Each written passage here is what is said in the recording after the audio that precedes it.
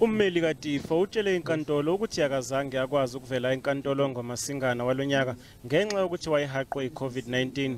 Wabe setshelwa umseshi kuleli cala ukuthi kufanele avele enkantolo yemantshi yaseGoli ngoNhlolanja. Basically, it was the IO who informed them that the matter is transferred to Johannesburg Magistrate Court in the regional court. Uthe wafike wajikiswa enkantolo yemantshi yaseGoli ngoNhlolanja, kepha imantshi bingagculisekile ngencazelo yakhe.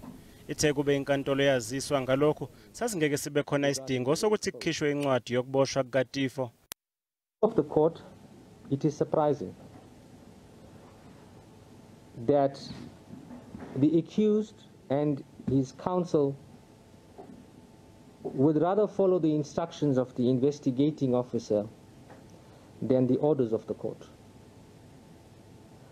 Hence, it does not surprise me why the accused says nobody was there on the 10th of February to deal with his matter, because there was no such order by this court in the first place. Teffo ukhululwe ngebheyili yezinkulungwane ezinhlanu zamarandi, kanti ummeli wakhe yena ubefuna ukhululwe ngezinkulungwane ezine zamarandi. Kepha imantshi ibeke ibheyili ezinkulungwaneni eziyishumi zamarandi ngenxa yokuthi uTeffo wayengaqala ukungaveli enkantolo ngosuku abekelwe lona.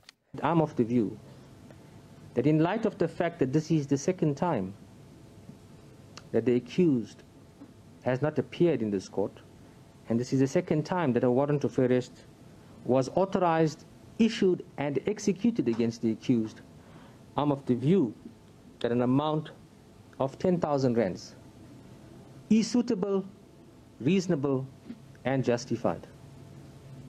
The bail amount is accordingly then ordered by this court to stand at 10,000 rands. Teffo utshela abezindaba ukuthi bakhona abakhiphe umyalelo wokuthi aboshwe. There's a lot. The agencies, NPA is involved, SABC is involved. Yeah, they are involved. These agencies. I cannot individualize, but there are those seniors who are very much giving the orders that are considered and taken serious.